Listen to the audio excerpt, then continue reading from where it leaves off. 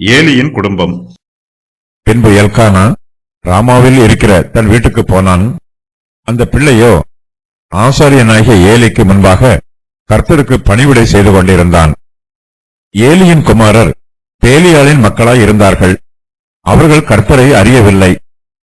அந்த ஆசாரியர்கள் ஜனங்களை நடப்பித்த விதம் என்னவென்றால், எவனாகிலும் ஒரு பலியை செலுத்தும் காலத்தில் இறைச்சி வேகும்போது ஆசாரியனுடைய வேலைக்காரன் 3 கோருள்ள ஒரு ஆயுதத்தை தன் கையிலே பிடித்து வந்து அதனாலே கொப்பரையிலாவது பானையிலாவது சர்வத்திலாவது சட்டியிலாவது குத்துவான்.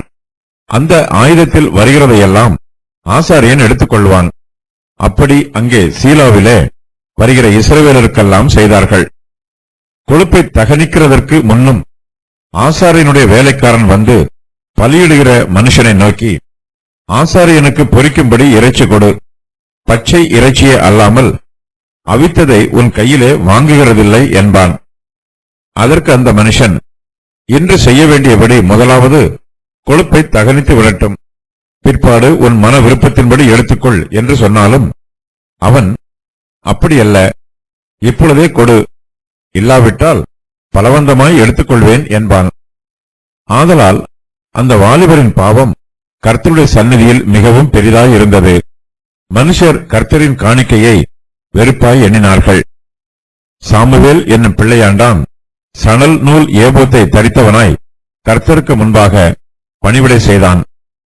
அவனுடைய தாய் வருஷந்தோறும் செலுத்தும் பலியை செலுத்துகிறதற்காக தன் புருஷனோட கூட வருகிற போதெல்லாம் அவனுக்கு ஒரு சின்ன சட்டையை தைத்துக் கொண்டு வருவாள். ஏலி எல்கானாவையும் அவன் மனைவியையும் ஆசீர்வதித்து, இந்த ஸ்திரீ கர்த்தருக்கென்று ஒப்புக் கொடுத்ததற்கு பதிலாக கர்த்தர் உனக்கு அவளாலே சந்தானம் கட்டளையிடுவாராக என்றான். அவர்கள் தங்கள் ஸ்தானத்திற்கு திரும்ப போய்விட்டார்கள். அப்படியே கர்த்தர் அன்னாளை கடாட்சித்தார். அவள் கற்பம் தரித்து 3 குமாரரையும் 2 குமாரத்திகளையும் பெற்றாள். சாமுவேல் என்னும் பிள்ளையாண்டான் கர்த்தருடைய சன்னதியில் வளர்ந்தான். ஏலி மிகுந்த கிழவனாயிருந்தான். அவன் தன் குமாரர் இஸ்ரவேலுக்கெல்லாம் செய்கிற எல்லாவற்றையும், அவர்கள் ஆசரிப்பு கூடாரத்தின் வாசலில் கூட்டம் கூடுகிற ஸ்திரீகளோட சயனிக்கிறதையும் கேள்விப்பட்டு அவர்களை நோக்கி, நீங்கள் இப்படிப்பட்ட காரியங்களை செய்கிறது என்ன? இந்த ஜனங்கள் எல்லாரும் உங்கள் பொல்லாத நடக்கைகளை சொல்ல கேட்கிறேன். என் குமாரரே, வேண்டாம். நான் கேள்விப்படுகிற இந்த செய்தி நல்லதல்ல. கர்த்தருடைய ஜனங்கள் மீறி நடக்கிறதற்கு காரணமாய் இருக்கிறீர்களே. மனுஷனுக்கு விரோதமாக மனுஷன் பாவம் செய்தால் நியாயாதிபதிகள் அதை தீர்ப்பார்கள். ஒருவன் கர்த்தருக்கு விரோதமாக பாவம் செய்வானேயாகில் அவனுக்காக விண்ணப்பம் செய்யத்தக்கவன் யார் என்றான். அவர்களோ தங்கள் தகப்பன் சொல்லை கேளாமற் போனார்கள். அவர்களை சங்கரிக்க கர்த்தர் சித்தமாயிருந்தார். சாமுவேல் என்னும் பிள்ளையாண்டானோ பெரியவனாக வளர்ந்து கர்த்தருக்கும் மனுஷருக்கும் பிரியமாக நடந்து கொண்டான். இந்த வசன பகுதியில் எல்கானாவினுடைய குடும்பத்தாரின் நற்குணமும் ஏலியினுடைய குடும்பத்தாரின் தீய குணமும் விவரமாய் சொல்லப்பட்டிருக்கிறது. கர்த்தர் எல்கானாவையும் அவருடைய குடும்பத்தையும் ஆசீர்வதிக்கிறார். அவருடைய நிலைமையை விட பின்னிலைமை மிகவும் ஆசீர்வாதமாய் இருக்கிறது. ஏலி எல்கானாவையும் அவன் மனைவியையும் ஆசீர்வதிக்கிறார். சாமுவேல் என்னும் பிள்ளையாண்டான் சணல் நூல் ஏபோத்தை தரித்தவனாய் கர்த்தருக்கு முன்பாக பணிவிடை செய்கிறார். எல்கானாவும் அன்னாளும் வருஷந்தோறும் சீலோவில் உள்ள ஆசரிப்பு கூடாரத்திலே பலியை செலுத்துவதற்காக வருவது வழக்கம். அப்போது அவர்கள் தங்கள் குமாரனாகிய சாமுவேலையும் பார்த்து அவருக்கு ஒரு சின்ன சட்டையை கொண்டு வந்து கொடுப்பார்கள். ஏலி எல்கானாவையும் அன்னாளையும் ஆசீர்வதிக்கிறார். அவர்கள் கர்த்தருடைய ஆலயத்தில் இருந்து தங்கள் ஸ்தானத்திற்கு திரும்பி போகிறார்கள். அன்னாள் தன்னுடைய ஒரே பேரான குமாரனாகிய சாமுவேலை கர்த்தருக்காக அர்ப்பணித்திருக்கிறாள். அவருடைய தியாகம் பெரியது. அன்னாளுக்கு ஏராளமான பிள்ளைகள் இருந்து அந்த பிள்ளைகளில் ஒன்றை கர்த்தருக்கு அர்ப்பணித்திருந்தால் அது பெரிய தியாகமாக இருக்காது. ஆனால் அன்னாளோ தனக்கு இருக்கிற ஒரே பேரான குமாரனையே கர்த்தருக்கு அர்ப்பணித்திருக்கிறாள். அன்னாளுடைய தியாகம் ஏலிக்கும் தெரிகிறது. ஏலி எல்கானாவையும் அன்னாளையும் கர்த்தருடைய நாமத்தினாலே ஆசீர்வதிக்கிறார். இந்த ஸ்திரீ கர்த்தருக்கென்று ஒப்பு கொடுத்ததற்கு பதிலாக கர்த்தர் உனக்கு அவளாலே சந்தானம் கட்டளையிடுவாராக என்று ஏலி அன்னாளுக்கு ஆசீர்வாதமான வார்த்தைகளை சொல்லுகிறார். இயேசு கிறிஸ்து தேவாலயத்தில் இருந்தபோது ஒரு ஏழை விதவை தன்னிடத்தில் இருந்ததையெல்லாம் காணிக்கை பெட்டியிலே போட்டாள். இயேசு கிறிஸ்து அவருடைய தியாகத்தை புகழ்ந்து பேசினார். பழைய ஏற்பாட்டு காலத்திலே இஸ்ரவேலின் முற்பிதாவாகிய ஆபிரகாம் தன்னுடைய ஒரே பேரான குமாரனாகிய ஈசாக்கை கர்த்தருக்கு பலி செலுத்த முன்வந்தார். கர்த்தர் ஆபிரகாமின் சந்ததியை திரளாக பெருகச் செய்வதாக வாக்கு பண்ணினார். நீ உன் புத்திரன் என்றும் உன் ஏக சுதன் என்றும் பாராமல் அவனை ஒப்புக் கொடுத்து இந்த காரியத்தை செய்தபடியால் நான் உன்னை ஆசீர்வதிக்கவே ஆசீர்வதித்து உன் சந்ததியை வானத்து நட்சத்திரங்களைப் போலவும் கடற்கரை மணலைப் போலவும் பெருகவே பெருக பண்ணுவேன் என்றும் உன் சந்ததியார் தங்கள் சத்துருக்களின் வாசல்களை சுதந்திரித்துக் கொள்வார்கள் என்றும் நீ என் சொல்லுக்கு கீழ்ப்படிந்தபடியினால் உன் சந்ததிக்குள் பூமியில் உள்ள சகல ஜாதிகளும் ஆசீர்வதிக்கப்படும் என்றும் என் பேரில் ஆணையிட்டேன் என்று கர்த்தர் சொல்லுகிறார் என்றார். ஆதியாகமம் 22:16 முதல் 18 வரை. ஆபிரகாமைப் போலவே அன்னாளும் தன்னுடைய ஒரே பேரான குமாரனாகிய சாமுவேலை கர்த்தருக்கென்று ஜீவ பலியாக ஒப்புக் கொடுக்கிறாள். கர்த்தர் அன்னாளின் கற்பத்தை அதிகமாய் ஆசீர்வதிக்கிறார். அவள் கற்பம் தரித்து 3 குமாரரையும் 2 குமாரத்திகளையும் பெறுகிறாள். ஏலி எல்கானாவையும் அன்னாளையும் சீலோவில் உள்ள ஆசரிப்பு கூடாரத்திலே ஆசீர்வதிக்கிறார். அதன் பின்பு அவர்கள் தங்கள் ஸ்தானத்திற்கு திரும்பி போகிறார்கள். அவர்கள் இருவரும் தங்கள் ஊராகிய ராமாவில் இருந்து கர்த்தருடைய ஆலயம் இருக்கிற சீலோவுக்கு பலி செலுத்துவதற்காக வந்திருக்கிறார்கள்.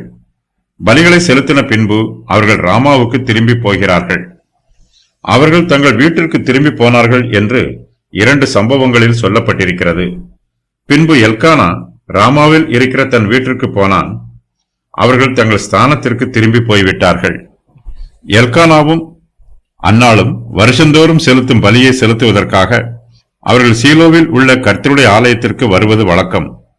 தங்கள் குமாரனாகிய சாமுவேல் கர்த்தருக்கு முன்பாக பணிவிடை செய்வதினால் தாங்கள் தேவாலயத்திற்கு வரவேண்டியதில்லை என்றோ ஒவ்வொரு வருஷமும் அங்கே வந்து கர்த்தருக்கு வருஷாந்திர பலியை செலுத்த வேண்டியதில்லை என்றோ எல்கானா நினைக்கவில்லை.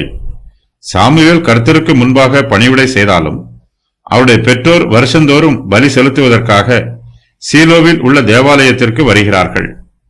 ராமாவுக்கும் சீலோவுக்கும் இடையே 10 மைல் தூரம் மாத்திரமே உள்ளது. ஆகையினால் சாமுவேலின் பெற்றோர் வருஷத்திற்கு ஒரு தரம்தான் அவரை பார்க்க வந்தார்கள் என்று சொல்ல முடியாது. தங்களுடைய பிள்ளையை எப்பொழுதெல்லாம் பார்க்க வேண்டும் என்று விரும்பினார்களோ அப்பொழுதெல்லாம் எல்கானாவும் அன்னாளும் சீலோவில் உள்ள கர்த்தருடைய ஆலயத்திற்கு வந்திருப்பதற்கு வாய்ப்புள்ளது.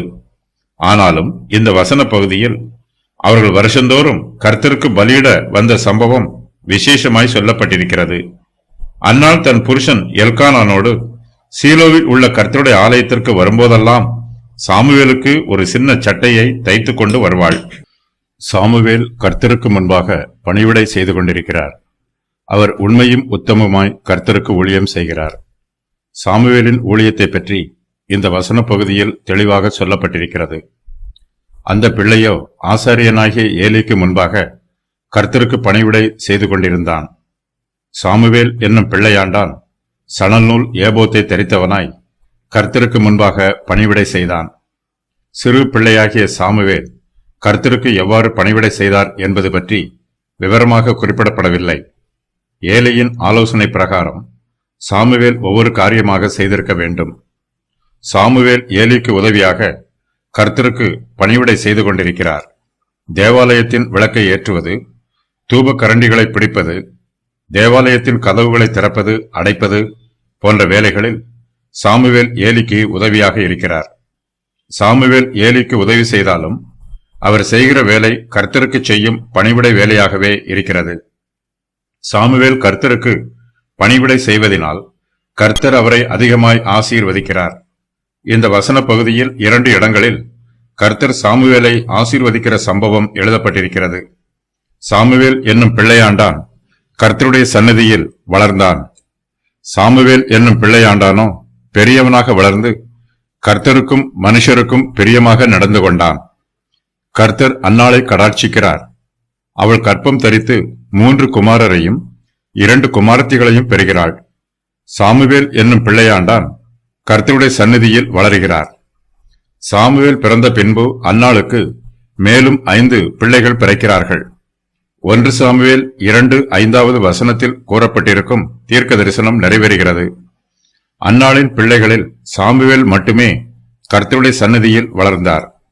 சாமுவேலின் தாயாகிய அன்னாளை பற்றி கடைசி குறிப்பு இந்த வாக்கியத்தில் காணப்படுகிறது. சாமுவேல் சரீர பலத்திலும் வளர்த்தியிலும் ஆவிக்குரிய பலத்திலும் வளர்ச்சி பெறுகிறார். அவர் ஞானத்திலும் அறிவிலும் விருத்தி அடைகிறார். நம்முடைய கர்த்தராகிய இயேசு கிறிஸ்துவும் ஞானத்திலும் அறிவிலும் விருத்தி அடைந்தார் என்று சொல்லப்பட்டிருக்கிறது.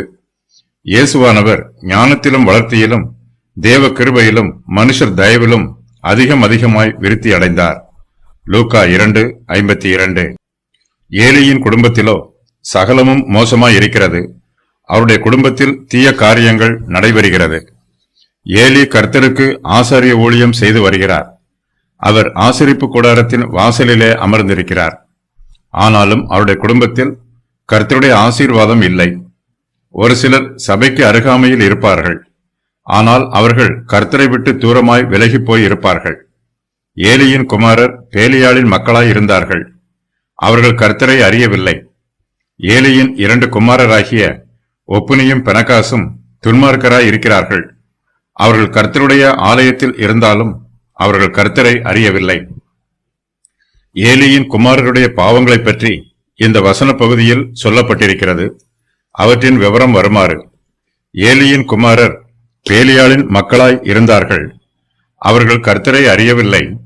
கர்த்தருக்காக செலுத்தப்பட்ட பலிகளை பலவந்தமாக எடுத்துக்கொண்டார்கள். பலி செலுத்துகிறவர்களுக்கு உரிய இறைச்சியையும் திருடிக் கொண்டார்கள். இது பிரமாணத்திற்கு முரணானது. அவர்கள் ஆசரிப்பு கூடார வாசலில் கூட்டம் கூடுகிற ஸ்திரீகளோட சயனித்தார்கள். அவர்கள் சத்தியத்திற்கு கீழ்ப்படியாமல் தொடர்ந்து பாவம் செய்தார்கள். ஏலி ஆசரிப்பு கூடாரத்திலே கர்த்தருக்கு ஊழியம் செய்கிறார். அவர் அங்கே இஸ்ரவேல் ஜனத்தாரை நியாயம் விசாரிக்கிறார். ஏலியின் குமாரர்கள் இருவரும் ஊழிய ஸ்தானத்தில் இருக்கிறார்கள். நியாய விசாரணை நடைபெறுகிற ஸ்தலத்திலே தங்கி இருக்கிறார்கள். ஆனாலும் அவர்கள் இருவரும் பேலியாளின் மக்களாய் இருக்கிறார்கள். ஏலியின் குமாரருக்கு இஸ்ரவேல் புத்திரர் மத்தியில் மதிப்பும் மரியாதையும் இருந்திருக்கும். ஏலியின் செல்வாக்கு மூலமாக அவருடைய பிள்ளைகளும் செல்வாக்காய் இருப்பதற்கு வாய்ப்புள்ளது. ஏலியினுடைய அதிகாரத்தின் ஒரு பகுதி அவருடைய பிள்ளைகளுக்கும் பகிர்ந்து கொடுக்கப்பட்டிருக்கும். இவர்கள் சாதாரண ஜனங்களை விட கர்த்தருடைய பிரமாணங்களை அதிகமாய் படித்திருப்பார்கள். இவையெல்லாம் அவர்களுக்கு நற்குணத்தை கொடுப்பதற்கு பதிலாக தீய குணத்தையே கொடுத்திருக்கிறது. அவர்கள் கர்த்தருடைய மக்களாயிராமல் பேலியாளின் மக்களாய் இருக்கிறார்கள். இஸ்ரவேல் தேசத்திலே விக்கிரக ஆராதனையும் கர்த்தருக்கு விரோதமாய் துன்மார்க்கமாய் இருப்பதும் அதிகரித்திருக்கிறது. கர்த்தருடைய பார்வையிலே விக்கிரக ஆராதனை பெரிய பாவமா அல்லது துன்மார்க்கமான ஜீவியம் பெரிய பாவமா என்று தீர்மானிப்பது சிரமம். ஆனாலும் ஆசாரியருடைய பிள்ளைகள் துன்மார்க்கமாய் ஜீவிப்பது கர்த்தருடைய பார்வையில் மிகப்பெரிய பாவமாய் இருக்கிறது. ஏலியின் குமாரர்கள் 2 பேரும் கர்த்தருக்கு படைக்கப்படும் பலிகளை தீட்டுப்படுத்துகிறார்கள். கர்த்தருக்கு ஊழியம் செய்கிறவர்கள் தங்களுடைய சுய ஆதாயத்தை தேடக்கூடாது. கர்த்தருடைய நாமத்தை மகிமைப்படுத்துவதே அவர்களுடைய ஊழியமாய் இருக்க வேண்டும். ஆனால் ஏலியின் குமாரர் இருவரும் தங்களுடைய சுகபோக ஜீவியத்திற்கு முக்கியத்துவம் கொடுக்கிறார்கள். கர்த்தருக்கு செலுத்தப்படும் பலிகளை தாங்கள் திருப்தியாய் புசிக்க வேண்டும் என்று பேராசைப்படுகிறார்கள். கர்த்தருக்காக பலி செலுத்துகிறவர்கள் தங்கள் பலிகளை கர்த்தருடைய ஆலயத்திற்கு கொண்டு வரும்போது ஏலியின் குமாரர் அவற்றை தங்களுக்கென்று வாங்கிக் கொள்வார்கள். அந்த ஆசாரியர்கள் ஜனங்களை நடப்பித்த விதம் என்னவென்றால், எவனாகிலும் ஒரு பலியை செலுத்தும் காலத்தில் இறைச்சி வேகும்போது ஆசாரியனுடைய வேலைக்காரன் 3 கூறுள்ள ஒரு ஆயுதத்தை தன் கையிலே பிடித்து வந்து அதனாலே கொப்பரையிலாவது பானையிலாவது சர்வத்திலாவது சட்டியிலாவது குத்துவான். அந்த ஆயுதத்தில் வருகிறதையெல்லாம் ஆசாரியன் எடுத்துக்கொள்வான். அப்படி அங்கே சீலோவிலே வருகிற இஸ்ரவேலருக்கெல்லாம் செய்தார்கள். ஆசரிப்பு கூடாரத்து ஆராதனை முறைமைகளில் பலவிதமான முறைமேடுகள் நடைபெற்றன. கர்த்தருக்கு பணிவிடை செய்ய சிறு பிள்ளைகளை அனுமதிக்க கூடாது. மேலும் லேவி கோத்திரத்தாரை தவிர வேறு எந்த கோத்திரத்தாரும் கர்த்தருக்கு ஆசாரிய ஊழியம் செய்யக்கூடாது. லேவி கோத்திரத்தாராக இருந்தாலும் அவர்களுக்கு 25 அல்லது 30 வயது நிரம்பி இருக்க வேண்டும். ஆசாரியரின் சாதாரண வேலைக்காரர்கள் ஆசரிப்பு கூடாரத்தில் தங்கக்கூடாது. இஸ்ரவேல் புத்திரர் அல்லாத அந்நிய ஜாதியார் ஆசரிப்பு கூடாரத்திற்கு அருகில் வரக்கூடாது. பலியிடப்பட்ட பொருட்களில் ஒரு பகுதி மட்டுமே ஆசாரியருக்கு கொடுக்கப்படும். ஆசாரியன் கொப்பரையிலாவது, பானையிலாவது, சர்வத்திலாவது, சட்டியிலாவது இருக்கும் இறைச்சியை குத்தி எடுத்துக்கொள்ளக்கூடாது. காணிக்கை பொருட்களை பலவந்தமாக எடுத்துக்கொள்ள ஆசாரியருக்கு அனுமதி இல்லை. ஏலியின் குமாரர் இவ்வாறு செய்வது கர்த்தருக்கு செலுத்தப்படும் பலியை கொள்ளையிடுவதற்கு சமம். கர்த்தர் ஆசாரியருக்கென்று பலியில் ஒரு பங்கை நியமித்திருக்கிறார். அசைவாட்டப்படும் மார்க்கண்டத்தில் ஆசாரியருக்கும் லேவியருக்கும் ஒரு பங்கு உள்ளது. இஸ்ரவேல் புத்திரரின் சமாதான பலிகளில் அசைவாட்டும் மார்க்கண்டத்தையும் ஏறெடுத்து படைக்கும் முன்னந்தொடையையும் நான் அவர்கள் கையில் வாங்கி அவைகளை ஆசாரியனாகிய ஆரோனுக்கும் அவன் குமாரருக்கும் இஸ்ரவேல் புத்திரருக்குள் நடக்கும் நித்திய கட்டளையாக கொடுத்தேன் என்று சொல் என்றார். லேவியராகமம் 7:34. ஆனால் லேவியின் புத்திரரோ தங்களுக்கு கொடுக்கப்படும் பங்கில் திருப்தி அடையவில்லை. தங்களுக்கு அதிக பங்கு வேண்டும் என்று பேராசைப்படுகிறார்கள். இஸ்ரவேல் புத்திரர் கர்த்தருக்கு பலி செலுத்தும் போது கர்த்தர் அந்த பலியை அங்கீகரிப்பதற்கு முன்பாகவே ஏலியின் புத்திரர் அந்த பலியை தங்களுக்கென்று எடுத்துக் கொள்கிறார்கள். அவர்கள் கர்த்தருடைய உரிமையில் தலையிடுகிறார்கள். அப்பொழுது ஏசாயா, தாவீதின் வம்சத்தாரே கேளுங்கள், நீங்கள் மனுஷரை விசனப்படுத்துகிறது போதாது என்று என் தேவனையும் விசனப்படுத்துகிறீர்களோ? ஏசாயா 7:13.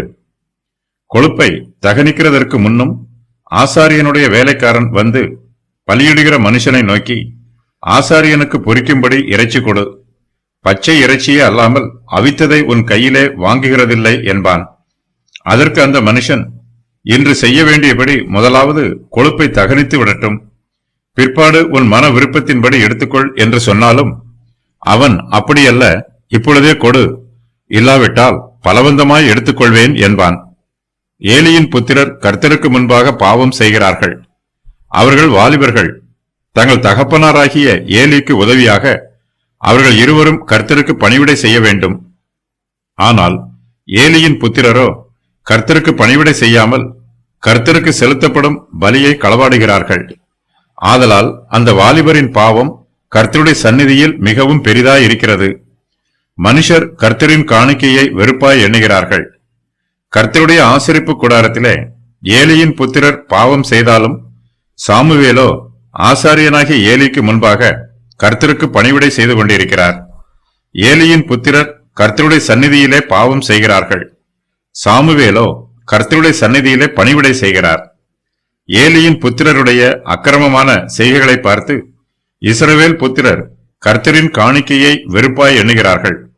ஆனாலும் அவர்கள் ஏலி, சாமுவேல் ஆகியோரின் ஊழியத்தை பார்த்து கர்த்தருடைய ஆலயத்திற்கு பலிகளை செலுத்துவதற்காக தொடர்ந்து வருகிறார்கள். சாமுவேல் என்னும் பிள்ளையாண்டான் சணல் நூல் ஏபோத்தை தரித்தவனாய் கர்த்தருக்கு முன்பாக பணிவிடை செய்கிறார். சாமுவேலுடைய தாய் வருஷந்தோறும் செலுத்தும் பலியை செலுத்துகிறதற்காக தன் புருஷனோடு கூட வருகிற போதெல்லாம் அவருக்கு ஒரு சின்ன சட்டையை தைத்து கொண்டு வருவாள். சாமுவேல் தரித்திருந்த சணல் நூல் ஏபோத் பிரதான ஆசாரியனுடைய ஏபோத்தை போன்றதல்ல. சாதாரண ஆசாரியர்களும் லேவியரும் தரித்துக் கொள்ளக்கூடிய சணல் நூல் ஏபோத். ஏலி மிகுந்த கிழவனாய் இருக்கிறார். அவருடைய குமாரர் இருவரும் இஸ்ரவேலுக்கெல்லாம் தீங்கு செய்கிறார்கள். அவர்கள் ஆசரிப்பு கூடாரத்தின் வாசலில் கூட்டம் கூடுகிற ஸ்திரீகளோட சயனிக்கிறார்கள். சாமுவேலை ஏலியிடம் கொண்டு வரும்போது ஏலி 40 வருஷம் பிரதான ஆசாரியனாக இருந்திருக்கிறார். சாமுவேல் பல வருஷங்களாக ஏலியிடமிருந்து பயிற்சி பெற்றிருக்கிறார். ஏலி இஸ்ரவேலை 40 வருஷம் நியாயம் விசாரித்த பின்பு மரித்து போனார். ஆசரிப்பு கூடாரத்தின் வாசலில் கூட்டம் கூடுகிற ஸ்திரீகள் என்னும் இந்த ஸ்திரீகள் ஆசரிப்பு கூடாரத்து பணிவிடைக்காக தங்களை பிரதிஷ்டை பண்ணி கொண்டவர்கள். உலக பிரகாரமாக வாழ்வதை தவிர்த்துவிட்டு இவர்கள் தங்களை பரிசுத்த ஸ்திரீகளாக ஆசரிப்பு கூடாரத்தில் கர்த்தருடைய பணிவிடைகளுக்காக அர்ப்பணித்துக் கொண்டார்கள். மோசையின் காலத்தில் இந்த வழக்கத்தை பற்றிய முதலாவது குறிப்பு காணப்படுகிறது. இயேசு கிறிஸ்துவின் காலத்திலும் இதுபோன்ற ஸ்திரீகள் இருந்தார்கள்.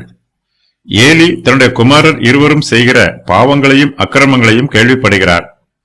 அவருடைய துன்மார்க்கத்தின் நிமித்தமாய் ஏலி அவர்களை கடிந்து கொள்கிறார்.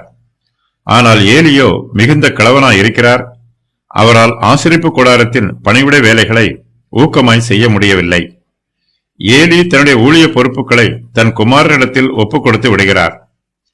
தங்களுடைய கையில் ஊழிய பொறுப்பு வந்தவுடன் ஏலியின் குமாரர் இருவரும் அதிகமாய் துன்மார்க்கம் பண்ணுகிறார்கள். தாங்கள் செய்ய ஆசைப்படுகிற எல்லாவற்றையும் ஆசரிப்பு கூடாரத்தின் வாசலிலே செய்கிறார்கள். அவர்கள் ஆசரிப்பு கூடாரத்தின் வாசலிலே கூட்டம் கூடுகிற ஸ்திரீகளோட சயனிக்கிறார்கள். அவர்களுடைய துன்மார்க்கமான இந்த கிரியையை ஏலி கேள்விப்பட்டு அவர் தன்னுடைய 2 குமாரரையும் கடிந்து கொள்கிறார். ஏலி தன்னுடைய குமாரரை கடிந்து கொள்வது நியாயமானது, அது நீதியானது. அவர் தன்னுடைய பிள்ளைகளிடம் யதார்த்தமாய் பேசுகிறார்.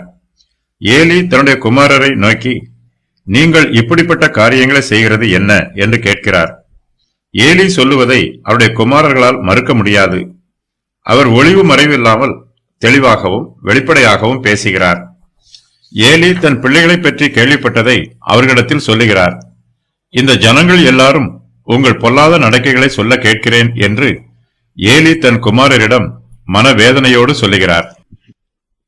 ஏலியின் குமாரர் கர்த்தருக்கு விரோதமாக பாவம் செய்கிறார்கள். அவர்களுடைய பாவம் கர்த்தருடைய சந்நிதியில் மிகவும் பெரிதாயிருக்கிறது. பாவத்தின் சம்பளம் மரணம். ஏலியின் குமாரருக்கு தங்கள் பாவத்தின் விளைவு எப்படி இருக்கும் என்பது தெரியவில்லை. ஏலியின் குமாரரும் பாவம் செய்கிறார்கள். அவர்கள் இஸ்ரவேல் ஜனங்களையும் பாவம் செய்ய வழிநடத்துகிறார்கள். கர்த்தருடைய ஜனங்கள் மீறி நடக்கிறதற்கு காரணமாய் இருக்கிறீர்களே என்று ஏலி தன் குமாரரிடத்தில் சொல்லுகிறார். ஏலியின் குமாரர் தாங்கள் பாவம் செய்வதோடு மற்றவர்களையும் பாவத்திலே வழிநடத்துகிறார்கள். ஏலி தன் குமாரரிடத்தில், என் குமாரரே, வேண்டாம், நாம் கேள்விப்படுகிற இந்த செய்தி நல்லதல்ல என்று சொல்லுகிறார். அவர்களுடைய பாவத்தின் நிமித்தமாய் அவர்களுக்கு வரப்போகும் தண்டனைகளையும் ஏலி அவர்களுக்கு எச்சரிப்பாய் சொல்லுகிறார். மனுஷனுக்கு விரோதமாக மனுஷன் பாவம் செய்தால் நியாயாதிபதிகள் அதை தீர்ப்பார்கள். ஒருவன் கர்த்தருக்கு விரோதமாக பாவம் செய்வானேயாகில் அவனுக்காக விண்ணப்பம் செய்யத்தக்கவன் யார் என்று ஏலி தன் குமாரரிடத்தில் கேட்கிறார். ஆனால் அவர்களோ தங்கள் தகப்பன் சொல்லை கேளாமற் போகிறார்கள். அவர்களை சங்கரிக்க கர்த்தர் சித்தமாய் இருக்கிறார். ஏலியின் குடும்பத்தார் செய்கிற அக்கிரமம் மிகவும் பெரிதாய் இருக்கிறது. அந்த அக்கிரமத்தை பலியினாலாவது காணிக்கையினாலாவது நிவர்த்தி பண்ண முடியாது என்று கர்த்தரும் ஏலியின் குடும்பத்தை குறித்து ஆணையிட்டிருக்கிறார். ஏலி தன் குமாரரை மென்மையாக கடிந்து கொள்கிறார். அவர் தன்னுடைய குமாரருக்கு விரோதமாக கடினமான வார்த்தைகளை பேச வேண்டும்.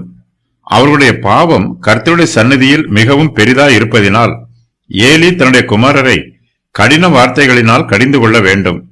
ஆனால் ஏலியோ தன் குமாரருக்கு விரோதமாக கடின வார்த்தைகளை பேசாமல் மென்மையான வார்த்தைகளையே பேசுகிறார். ஏலி தன் குமாரரை கடினமாய் கடிந்து கொள்ளாததினால் அவர்கள் இருவரும் தங்கள் பாவத்திற்கு மனம் திரும்பவில்லை. அவர்கள் தங்கள் தகப்பன் சொல்லை கேளாமல் போகிறார்கள். ஏலி சொல்லுவது அவருடைய இருதயத்தை உணர்த்தவில்லை. ஏலி மென்மையாக பேசுவது அவருடைய குமாரரின் இருதயத்தை கடினப்படுத்துகிறது. ஏலி தன்னுடைய குமாரருக்கு விரோதமாக சரியான வார்த்தைகளையே பேசுகிறார். ஆனால் அந்த வார்த்தைகளை அவர் எப்படி பேச வேண்டுமோ அப்படி பேசவில்லை. தன் குமாரரிடத்தில் அவர் கடினமாய் பேசாமல் மென்மையாக பேசுகிறார். கர்த்தர் ஏலியின் குமாரரை சங்கரிக்க சித்தமாய் இருக்கிறார். ஏலியின் குமாரரும் தங்கள் தகப்பன் சொல்லை கேளாமல் தங்களுடைய பாவங்களிலும் அக்கிரமங்களிலும் தொடர்ந்து ஜீவிக்கிறார்கள். ஏலி இஸ்ரவேலுக்கு நியாயாதிபதியாய் இருந்தாலும் அவருடைய குமாரர் இருவரும் ஏலியின் சொல்லை கேட்கவில்லை. இந்த வசன பகுதியில் சாமுவேலின் ஊழியத்தை பற்றி மறுபடியுமாய் சொல்லப்பட்டிருக்கிறது. சாமுவேல் என்னும் பிள்ளை ஆண்டானோ பெரியவனாக வளர்ந்து கர்த்தருக்கும் மனுஷருக்கும் பிரியமாக நடந்து கொள்கிறார். தேவனுடைய கிருபை அவருக்கே சொந்தமானது. அவர் தம்முடைய தெய்வீக சித்தத்தின் பிரகாரமாக தமக்கு இஷ்டமானவர்களுக்கு தம்முடைய கிருபையை வெளிப்படுத்துகிறார். ஏலி பிரதான ஆசாரியனாக இருந்தாலும் கர்த்தர் ஏலியின் குமாரருக்கு தம்முடைய கிருபையை வெளிப்படுத்த மறுத்து விடுகிறார். சாமுவேல் ராமா என்னும் கிராம பகுதியிலிருந்து வந்திருக்கிற சாதாரண லேவியனுடைய குடும்பத்தை சேர்ந்தவராக இருந்தாலும் கர்த்தர் சாமுவேலுக்கு தம்முடைய கிருபையை காண்பிக்க சித்தமுள்ளவராய் இருக்கிறார்.